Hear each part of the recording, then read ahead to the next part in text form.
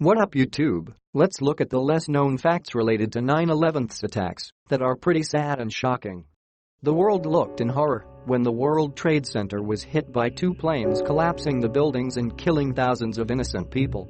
It was a day that can never be erased from the memory of anyone directly or indirectly affected by it.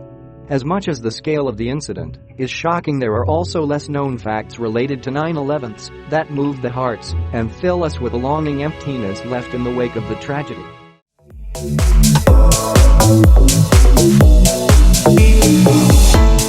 Number 1. Nuclear power plants were the initial targets for 9/11's attack. Al-Qaeda later decided not to pursue it for fear that things could get out of control. In an interview with Yasri Fouda, Khalid Sheikh Mohammed, the al-Qaeda military commander, revealed that they considered targeting nuclear facilities. He was the organization's number 3 according to CIA and FBI, and more important than bin Laden himself. Their motive was to take as many lives as possible. According to Khalid, they didn't lack any potential volunteers or martyrs for the attack.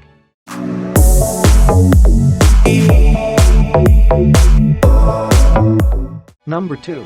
Actor James Woods reported noticing 4 suspicious men behaving strangely 1 week before the incident. The flight attendant and the authorities were said to have shrugged off the matter. According to the actor, during his journey from Boston to Los Angeles in first class, there were only 4 other Middle Eastern-looking men along with him. He felt they acted strangely as they did not eat, drink or sleep during the entire flight and were only talking in low voices. The day after the incident, he told the FBI of his experience. Later, his spokesperson said the actor thought it best to let them do their duty. Whether those 4 men really were the hijackers or not was never confirmed by the FBI.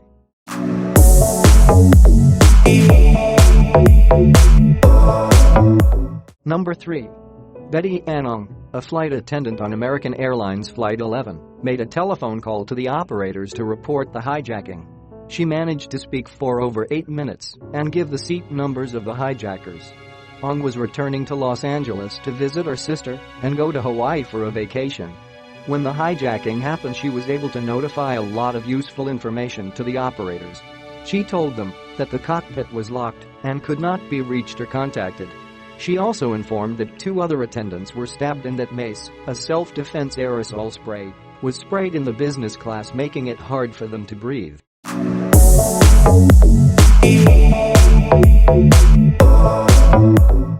Number 4.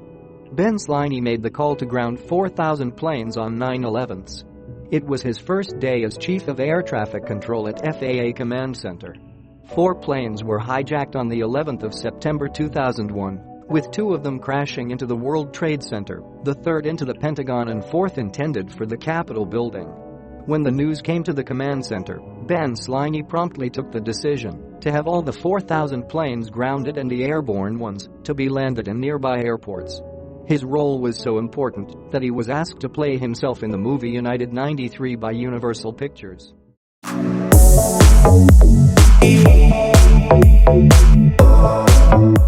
Number 5. $100 million worth of art was destroyed in 9/11's attacks, including the works Pablo Picasso and Auguste Rodin. Among the many things that were destroyed during the attack were 21 libraries and many files and case files of the CIA, Equal Employment Opportunity Commission, including all their office facilities in the buildings. Invaluable works of art belonging to both private collections and public were destroyed. Studios, photography, and equipment were destroyed.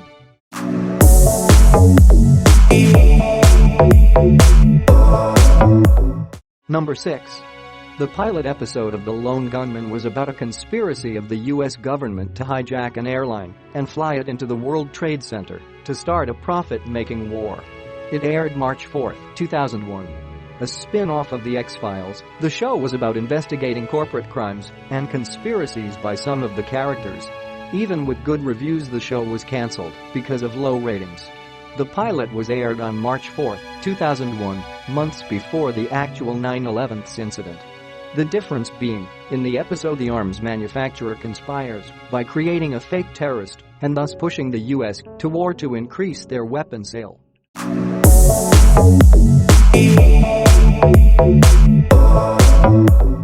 Number 7. Ahmad Shah Massoud, an Afghan political and military leader, warned of the imminent large-scale attacks on the U.S. in his speech while addressing the European Parliament in Brussels in April 2001.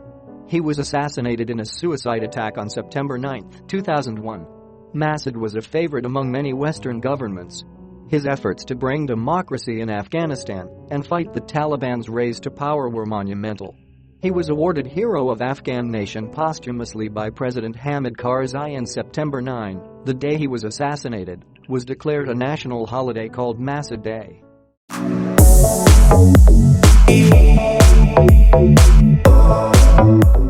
Number 8. 9/11 wasn't the first attack on World Trade Center.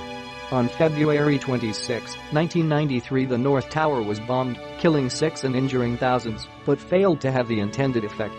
A group of terrorists detonated a truck bomb below the North Tower with the purpose of sending it crashing into the South Tower, killing tens of thousands of people. If the truck had been parked near the concrete foundations of the North Tower, their plan would have succeeded. The group mailed their demands to various newspaper agencies, saying that the attacks would continue if the U.S. doesn't stop aiding Israel and interfering with the affairs of the Middle East.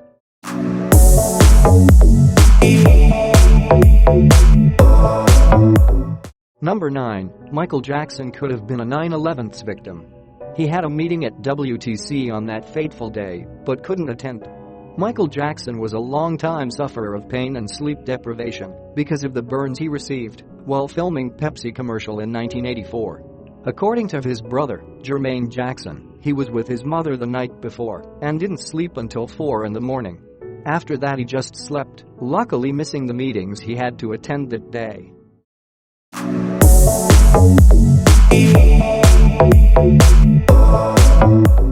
Number 10. A month before 9/11, President George W. Bush was handed a memo titled, "Bin Laden determined to strike in U.S.," saying it would be by hijacking planes, possibly targeting New York. According to the memo, Bin Laden wanted to attack the U.S. since 1997 and wanted his followers to find inspiration from the previous attack in 1993 by Ramzi Youssef. Instead of fighting in Afghanistan, he wanted to bring the fight to America just the way Youssef did.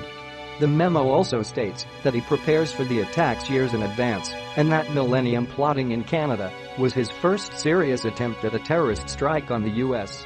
That's it, guys. Thank you for watching my video. If you liked the video, please like and subscribe my channel. See you.